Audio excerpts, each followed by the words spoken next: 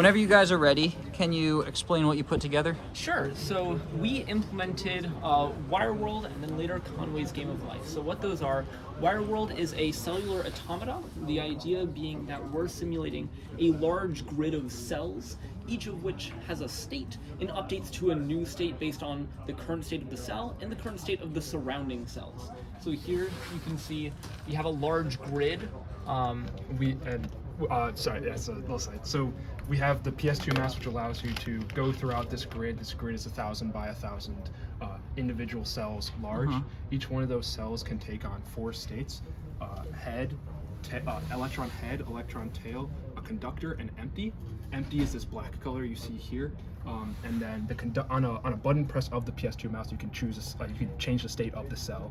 So if Aidan clicks once, we now have a yellow color, which is a conductor. If Aidan clicks twice, we'll see blue, which is the head of an electron. If Aidan clicks 3 times, it'll be red, which is the tail of an electron. And so the way Wireworld will update is that any conductor that is next to 1 or 2 electron heads will itself become an electron head.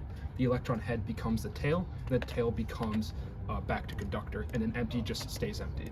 And so that also means that if a conductor is next to, the 8 immediate neighbors, if there's 3 electron heads or more, it will not become itself an electron head.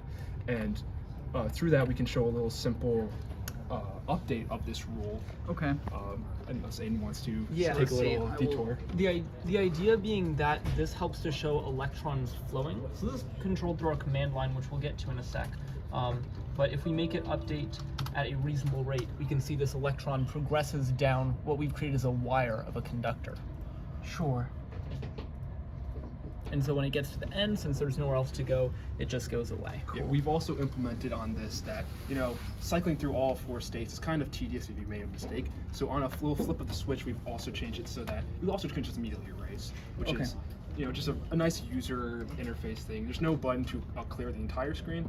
That's on the FPGA, but that's separate. The last thing you can imagine is, when you have a large screen of 1,000 by 1,000 cells, it can get a bit tedious to, go around and maybe align your mouse perfectly or see the entire design. So we have some zooming features implemented, so one can zoom out to see a larger scope of the 1,000 by 1,000 grid. You can see, there's a lot of cells, so we have to scroll a fair amount of ways to get to the end. And then if we scroll back using the PS2 mouse, we can also zoom in, and then if you're doing a design, this gives you a bit more precision on where to click. So cool. Our zoom currently only zooms into the top left corner. We did implement zooming directly into the center screen, but that led to issues with the actual update of the Wireworld. So we just elected to have this type of zoom because it didn't lead to have any issues. So most of this computation is done on the FPGA. We wanted to keep as much of it there as possible. So we have all of the memory implemented in M10K blocks on the FPGA. All of our iterators are there as well. So the way the Wireworld state works is that we have 1 iterator per row. So in this case, since we have 1,000 rows going down, we have 1,000 iterators. Each of those, to update state, iterates across their entire row, updating the state as they go along in the M10K blocks. One of the biggest challenges of this lab was the memory management, making sure that we can efficiently utilize memory and distribute it across iterators. So we have a couple things that need to read and write. We have the VGA, which needs to read the cell state to display. We have the iterators, which need to both read and write state, read to get the current state and write to update it. And we also have the mouse, which will need to read and write state, read to get the current state and write to update it so that we can have that cycling effect. And then finally, we have our HPS processor. The only thing that the HPS processor does is load and store state. So you can imagine, if you have a really cool state that you want to just load on all at once, you can load it from the HPS. And then on the topic of loading from the HPS, we showed a simple wire, but Wireworld is itself a Turing complete automata. So we have a little we have a little pre-made files that we'd like to show you during this. Okay. So this is now the HPS terminal input. You can see we have a main C program called Wireworld. And when you press it, it shows you what actual commands you're able to give it. In this case, load, save, and update. So load will be able to load a current Wireworld state to the display in the memory. Save will save whatever's in the current display memory to the file name that you give it. And then update will allow you to update state according to the automaton's rules at a given frequency. And in this case, it can only go up to 60 cycles a second, just because the refresh rate of the monitor is itself 60 hertz. Okay. So one of the initial things we did was Wireworld, or I guess the first thing we'll show is that Wireworld is Turing complete. It implements logic gates. So we have those stored in a file called gates.wi. It's a text file according to a predetermined pattern, actually a predetermined pattern for a processor that we later found and will demo. But to load that, you can see we do Wireworld load, and then the name of the file. Here it's in designs, and we'll load it as gates.wi. And you can see on the display, actually, if we zoom out, that it will load the entire thing periodically. Cool. But it doesn't know that it's like this is the end of the file, so it does go through the entire 1000 by 1000 text file. You can see it. Sure. It's updating the % done, almost done, and then there we are done. Now that's done, we have full more control back onto the item. And we can see we've implemented an OR and NOT gate and a NAND gate. And when we update it, we'll see that it's flowing correctly to how these logic gates should be. So to see behavior, we can update at a frequency of 2 hertz, 2 updates per second. And so, for example of this, let's look at the OR gate. These are clock generators. They have electrons in a loop, so electrons will cycle, and then when they get here, split off, so it generates pulses of electrons. When we look at the OR gate, so I'll start updating, we can see 2 electron pulses go into the gate, and 1 electron pulse comes out. Same if only 1 goes in, 1 goes out. So this is implementing an OR gate. If you ever need to reset it, you can reload the file. And so you can see all of those propagated electrons are gone now. And then we can focus on, any of the other gates. Almost done. But let's take a look at the NAND gate. The NAND gate, so this is an interesting one as well. You can see there are some loops here, so those generate electron pulses. And the key is that they will destructively interfere with incoming pulses, and that helps create some of our logic. So the NAND, we should only see a 0 going through if both pulses are high. So on the first cycle, before any pulses come in, I'll update it 1 just to give a little bit of a slower demo. Before any pulses come in, you can see a pulse is coming out. When those 2 pulses come in, they will destructively interfere here, and no pulse comes out. Right. If only 1 pulse is going in, it will destructively interfere here, but the top bit gets through, and so we see a pulse going out. And so this is implementing a NAND gate. Wow. And so now that we've shown that logic gates can be implemented, we have this big 1000 by 1000 canvas. Simple logic gates aren't that. They're nice to know, but you could combine these to make a really cool VLSI structure. In this case, on the internet, from where we found the actual text file, some person on the internet had created a processor in Wireworld that detects the primality of numbers, updating 5 7-segment displays using a register bus, decoder, a lot of processor items. And so in this case, it's a text file called processor.wi, and in case we can load that as well, like how we did for these guys. If you look, it'll periodically update to show the entire processor being loaded. And the cool thing is that we can follow it going down. Here's the 7-second place, and then we can follow it all the way down. Here's the register file. Some of the clock generation. With everything, and then so again, now there's a lot more cells that need to be updated because now there's actual items. We can also see that it does work as intended with SL logic gates as well. So let's update at a period of 8 hertz, and we can see all of these cells are updating simultaneously. So if I get close, we'll see electrons flowing. Yeah, it actually also helps to go up to the 7 Yeah, second the second. because there's a bunch of electrons used for displaying. And I believe we'll see one of these update. Yeah, you can start seeing the 7-second displays updating in real time. I hope that will actually. So the middle one's now, it was a 5 there for a moment. Yeah. Yeah, so there might be some glitches in this. Before we had some issues where there was a little glitch. It appeared to have been fixed, but... This is the display ROM. Yeah. Exactly, and so these are actually 7-segment decoders via ROM, so You they... can see this one's being filled up, it looks like. So slowly being filled up, at least. Yeah. Wow. And so this is mostly just to show the scale of the project. So 1,000 by 1,000 cells means 1,000,000 cells, in this case being updated 8 times per second each. And in this case, to actually show it can actually update 60 frames a second. You can actually change it to be 60. And we see that it's moving much faster. And it mostly just becomes a blur. It's hard to see. Yeah, wow. And so that's Wireworld, Turing complete with shared processor. And near the end of the project, we were thinking, what's also another cellular automata that could do? All the infrastructure for updating cells is there. The memory access, memory management, one iterator taking the next value. And so we realized another automata that's kind of like Wireworld is Conway's Game of Life. That is basically the same, almost effectively the same, except only has 2 cells. In that case, I believe if there's a cell it's like less than 2 cells, a cell dies by underpopulation. If there's 2 or 3, a cell is born, and if it's more than 3, the cell dies again because of overpopulation. And so the functionality of all of this was based around a module that takes in the current state of the cells and the cells around it and outputs the next state. So all we need to do is change that module to switch. Yeah, so on a flip of a switch, the second switch to be exact, we bring it down and we start our updates again, we'll see that we have now implemented Conway's Game of Life in the previous Wireworld instruction.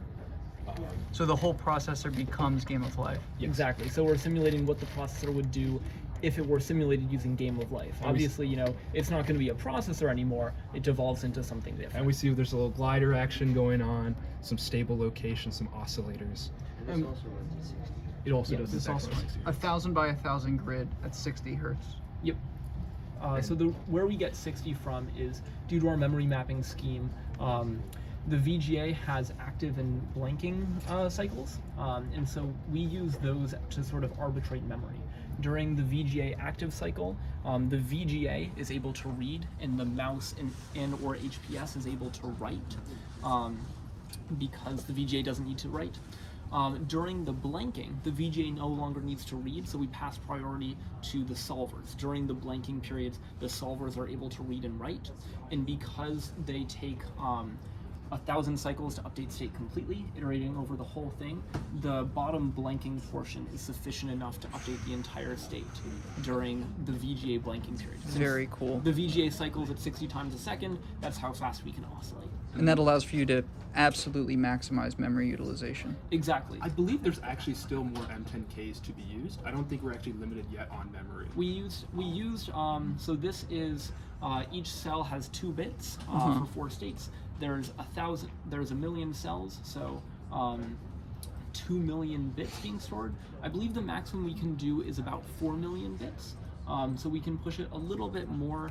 We didn't find too much utilization in that right now. We can simulate the processor, the largest design we think we could reasonably want to simulate. But we could push it a bit more. Our design is completely parameterized, so that would just be changing a parameter and recompiling. Can you zoom out just so that we... I believe this is the furthest I can zoom out. Wow. So you can scroll it. So just to be clear, this is 1,000,000 cells of Conway's Game of Life. Yep. Updating at...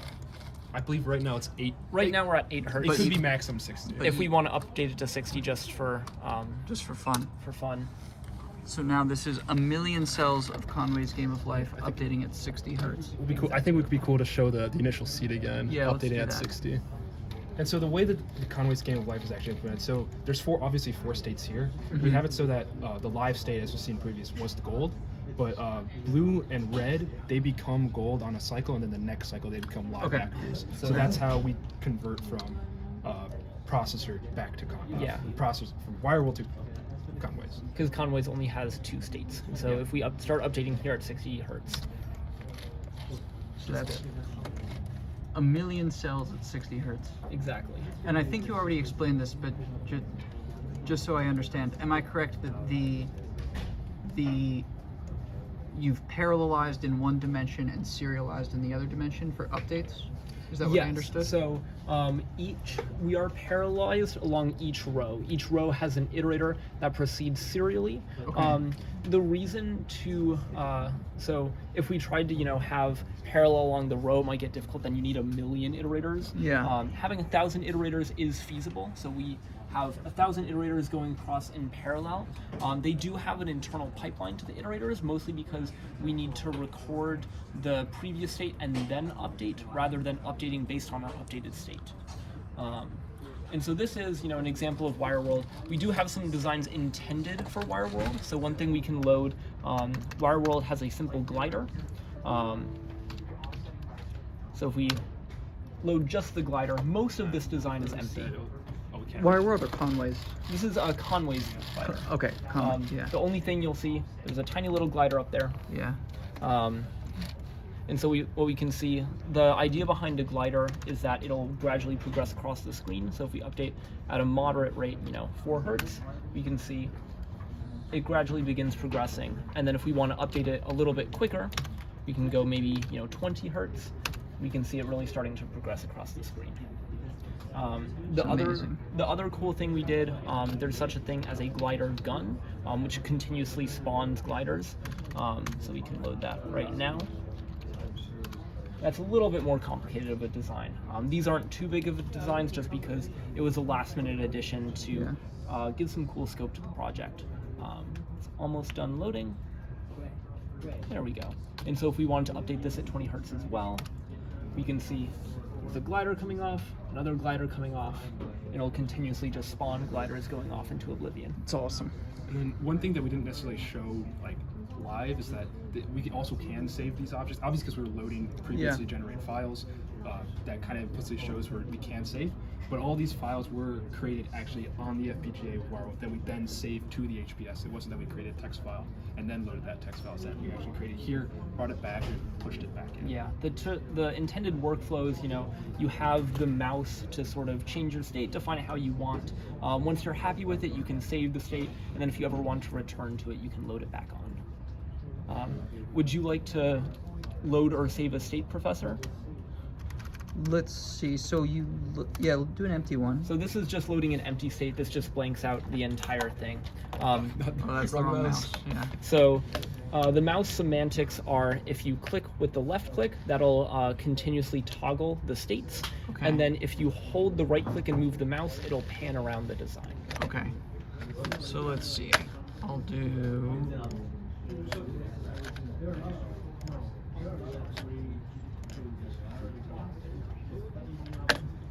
HPS mouse kind of. The PS2 mouse is a little wonky. kind of That's the sticky, but HPS mouse. That's the PSA.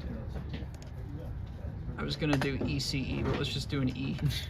sounds good. And so now we have an E. If we go back to our HPS interface, we can do maybe Wireworld save, and then we can save this as maybe demo.wi. WI is just an extension we picked based on what others had used.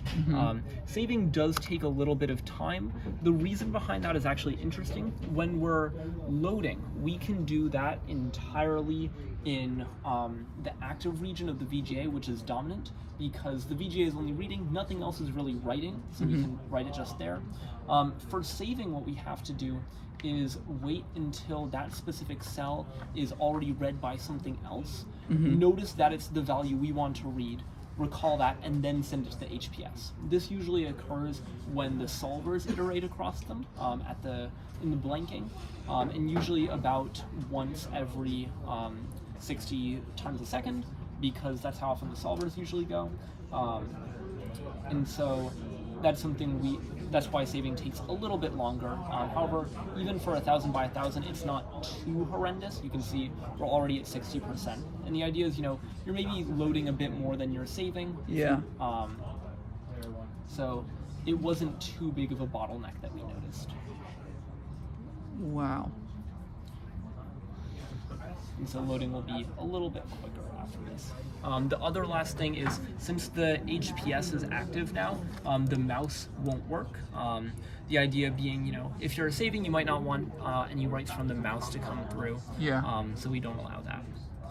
So now that it's done actually saving, let's erase the E to ship. And so we just had a little button press to change from functionality. So we've erased the E, and then so we've saved it as demo.wi. Instead, we can now load demo.wi, and if we look at the screen, as soon as we click load, the E will appear back. Wow, cool. And so it doesn't know how much of the state we saved, so it has to iterate through the entire thing. But the idea is you could save the state of all of the cells and then load it right back. Really cool. I think that's all of our demo. Any other questions? No, I don't think so. Anything else you guys would like to say? I think that's an absolutely awesome demonstration. Really cool. Thank you guys. I don't think so. I think that's most of it. I guess it would have been fun to find thank you. Beautiful. Yeah. Would have been cool to find the Conway's processor. Load that See up. which one is faster.